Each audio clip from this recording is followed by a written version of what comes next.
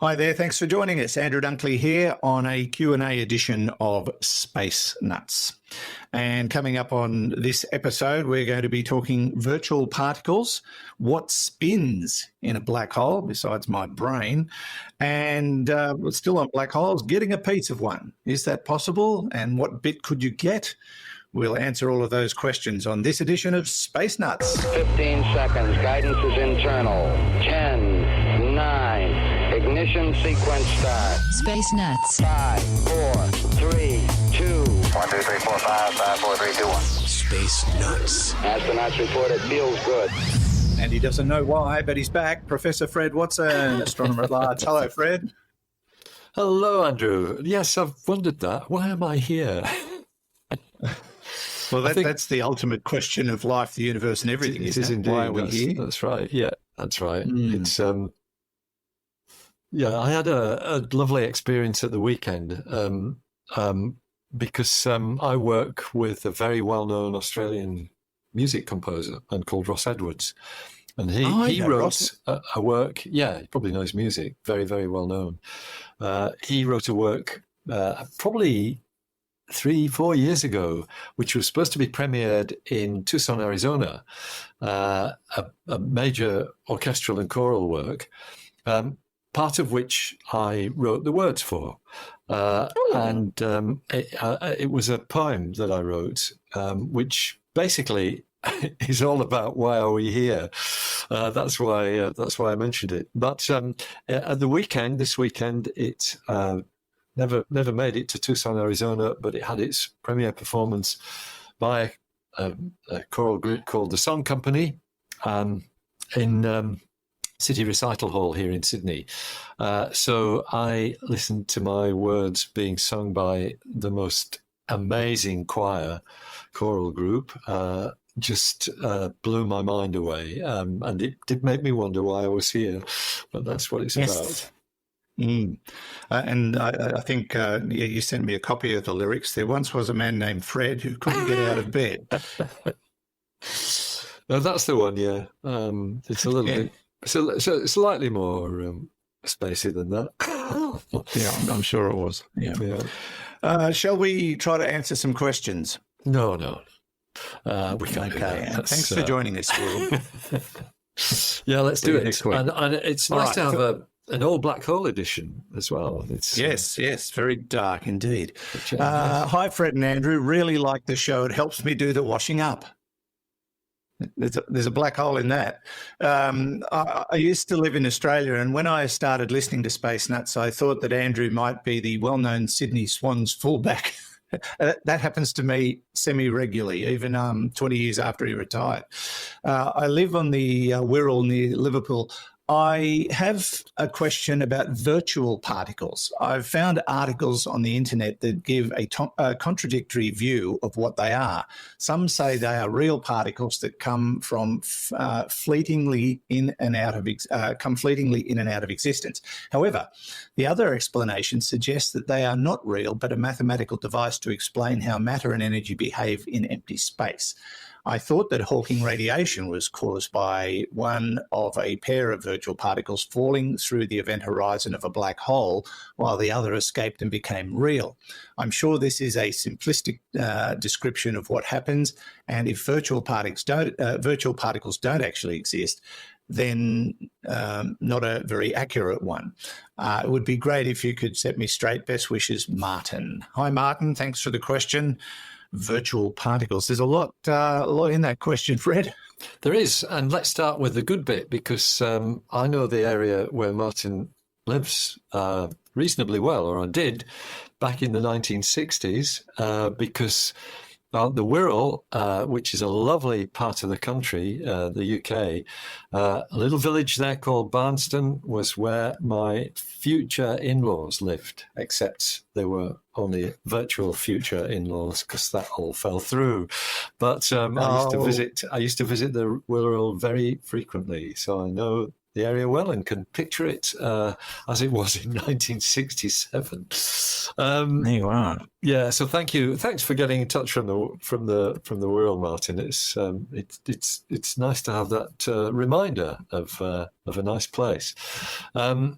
So virtual particles, yeah. And now Martin's absolutely right to be confused about this, because everybody is.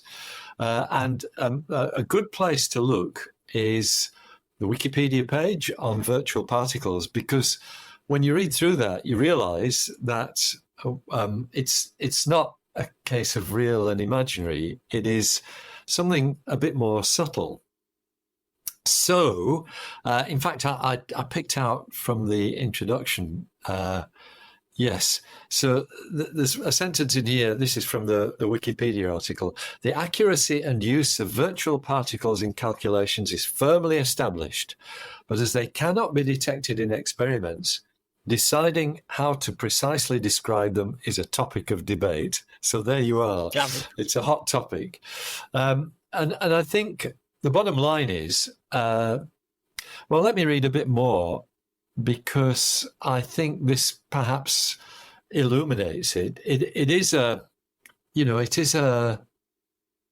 subtle area, whether these are real particles or not, and they come about because they are a particle description of a field, a bit like the Higgs boson is a particle that relates to the Higgs field. Let me just read. The concept of virtual particles arises in the perturbation theory of quantum field theory, where interactions between ordinary particles are described in terms of exchanges of virtual particles.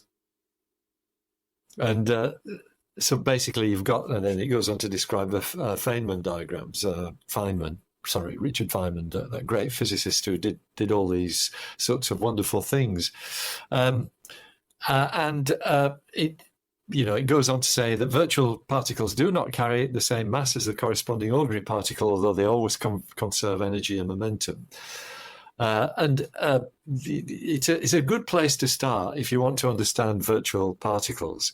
And in fact, just the definition that they give at the beginning of this Wikipedia article, a virtual particle is a theoretical transient particle that exhibits some of the characteristics of an ordinary particle while having its existence limited by the uncertainty principle, which allows the virtual particles to spontaneously emerge from vacuum at short time and space ranges. There you go. That's it in a nutshell. I don't know whether that helps, Martin, but the answer is you're quite right. It's a mishmash.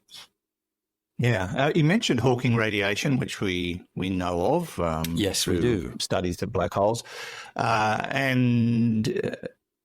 Talking about a pair of virtual particles falling through the event horizon of a black hole, one gets captured, the other escapes and becomes real. Is that too simplistic? I think that's as good a way as any of looking at it. It's because Hawking radiation has never been detected because it's too weak, basically. But experimental simulations have been done. And I can't remember the physics of that, but what you're doing is you're having proxies for the virtual particles. And it turns out that they confirm that Hawking radiation is real. And of course, it answers various loose ends, but it does mean that eventually black holes evaporate, because the particular particles that come off Hawking radiation are photons. And they are, that's radiation. So that's why they carry energy away, because of this virtual and real particle. By the way, virtual photons, according to the Wikipedia article, are the exchange particles for the electromagnetic interaction, which makes sense. Electromagnetic radiation is carried by photons. So, Martin, have a look at that Wikipedia page. It does go on to get into some pretty deep physics with the Feynman diagrams, but nevertheless, I think it was quite helpful. It certainly helped me to realise that, yes, nobody really knows the answer to this. Yeah, that's the simple answer. No one knows. No one knows. Thanks, Martin, for the question. From the UK to the USA. Gentlemen, this is Michael from Evanston, Illinois. Having recently read an article on measuring the spin of a black hole raises a question that I trust you can resolve. You've got a lot of faith. I believe the definition of a black hole is a singularity consisting of a point of infinite density and infinitely small, and an event horizon beyond which nothing can escape. That being the case, the question is, what exactly is spinning or rotating? The indefinitely or the infinitely small and dense point? That is difficult for me to comprehend, but I admit that my thinking is based on Euclidean geometry. Thanks for the great podcast, Michael. Thank you, Michael. Yeah. What's spinning in a black hole, Fred? No, again, Mike, this is a very similar question to the other one. It's counterintuitive. If you've got a single point of infinite density, how can it have spin? Because a single point in space can't spin, but it does. And the best way to think of it, going back to our old friend Wikipedia, the definition of a rotating black hole is a black hole that possesses angular momentum. So that is the giveaway. And if you think about it, you can kind of understand where that comes from. I think it's easier to get your head around this than it is the real and virtual particles. If you think about a stellar mass black hole, a black hole which has perhaps 20 times the mass of the sun or 15 times the mass of the sun, let me start again. If you think of a star that is going to collapse into a black hole, in other words, one that is perhaps 10 to 20 times the mass of the sun at the end of its life. So this star explodes as a supernova, its core collapses, but the core has itself angular momentum because the star is rotating. So that rotation of the star, and hence of the core that is now collapsing into a black hole, that rotation is still present as angular momentum. It's a property that is conserved. So the collapsing star takes the angular momentum with it when it's forming a black hole. So the black hole itself, despite having no dimensions, has angular momentum. And that, I think, is the easiest way to think. Like an eddy. Yeah, maybe like an eddy. That's right. Yes. The classic conservation of angular momentum demonstration where you sit on an office chair and you spin yourself around with your legs sticking out, and then you pull your legs in, and that speeds up your rotation. That's the conservation of angular momentum. If you then collapse to a black hole, you take the angular momentum with you. You'd still be rotating, even though you were a black hole. How fascinating. So, Michael, looks like you were pretty well on the money, even though your brain is hurting. Mine is too. Yeah. He mentioned Euclidean geometry. What's that? The normal geometry that we experience in everyday life, thanks to Euclid. So Euclidean geometry has parallel lines never meeting. It has the angles of a triangle adding up to 180 degrees. Non-Euclidean geometry doesn't. And we think the universe is non-Euclidean, although it does have, there's a suggestion that perhaps it's almost Euclidean, if I can put it that way. It's what we call it a flat universe. We've talked about this before. Flat is if you've got a flat universe, that's one that has Euclidean geometry throughout. And ours is probably not flat, but it's not far from flat. We know from relativity and from the fact that we see gravity warping space that the geometry is something we call Riemannian. It's a Riemannian manifold is the structure of the universe, which is the mathematical term for the geometry that's embedded in the universe. Your face has gone blank there, Andrew. I'm just so glad I asked the question. Yeah, anyway, Euclidean geometry is the geometry that we're all familiar with, and no need to worry about it. Geometry wasn't one of my strengths at school, but I probably did better than trigonometry and all those other, nometries. I wasn't very good at any of them. Anometry, Yes. That's a good word. Yes. I think I just made that one up. Thank you, Michael. Great questions. This is Space Nuts. Andrew Dunkley here with Professor Fred Watson. Roger, your labs are here also. Space Nuts. Our final question, Fred, comes from Josh.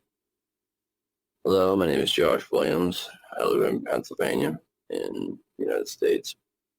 My question is, so if you have one supermassive black hole flying at the right trajectory and it was to hit another supermassive black hole, would be able to crack off a piece of black hole? That's my question. Love your show. I listen all the time. Keep up the good work, guys. Thanks. Bye. Thanks, Josh. That's an interesting question. I mean, we know of black hole collisions through gravitational waves. We know that when black holes get together, they get bigger and bigger. Yep. But could a piece crack off, and could virtual particles be emitted? Who knows? Could you get a bit? Could you get a bit? Yeah. I think the bottom line with black holes is they always merge. So the two black holes coming together at very high velocity, they will basically spin around one another, and that spin will gradually increase in speed, and they'll get closer and closer until they merge.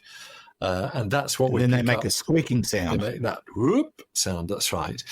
In the gravitational waves, that's what we pick up with gravitational waves, with LIGO and other gravitational detectors.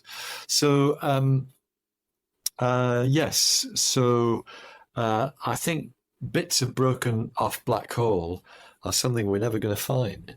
I think they only get bigger. They don't split into smaller bits.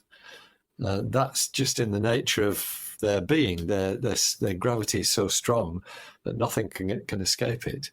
So you're never going to have a bit that's smashing off because the gravity is so strong. Within the event horizon, nothing, even light, can escape it. I don't think I'd want to get hold of a piece of black hole if you could. It's just not something you want to mess with, really. It's a great way to lose weight, but it's probably... The trouble is, you'd even with a small, modest-sized black hole, you'd still get spaghettified if you were trying to mess around with it. You don't want that. Yeah. No, it's not something I guess you can ever handle. And we've never actually we've now got images of black holes, a couple of them, and so we know what we're looking at, and we weren't surprised by those images when they were released a few years ago because mathematically we already knew what they probably looked like, and it turned out they looked like orange donuts. But they but physically speaking, do not touch, I suppose, is the best warning. Do not touch within probably several thousand light years. That's right. Yes, exactly.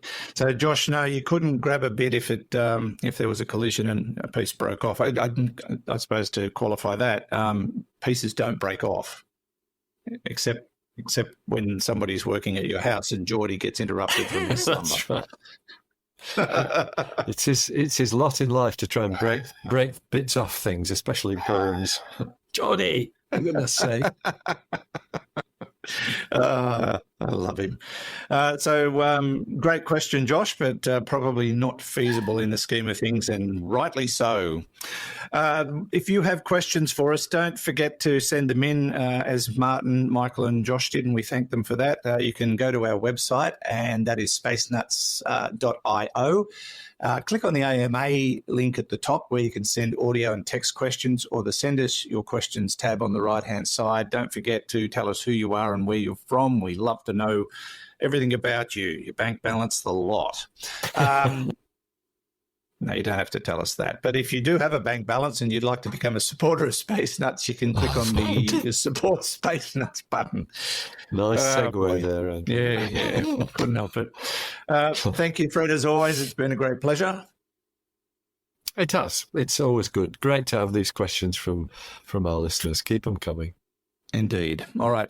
See you soon, Fred. And we'll catch you on the next episode coming soon. Fred Watson, astronomer at large, and from and thanks to Hugh in the studio. What's he doing right now? The usual. Much. And from me, Andrew Dunkley, thanks for your company. See you on the next episode of Space Nuts. Bye-bye. Space Nuts. You've been listening to the Space Nuts podcast. Mission complete, Houston. Available at Apple Podcasts, Spotify, iHeartRadio, or your favorite podcast player. You can also stream on demand at Bytes.com. This has been another quality podcast production from Bytes.com.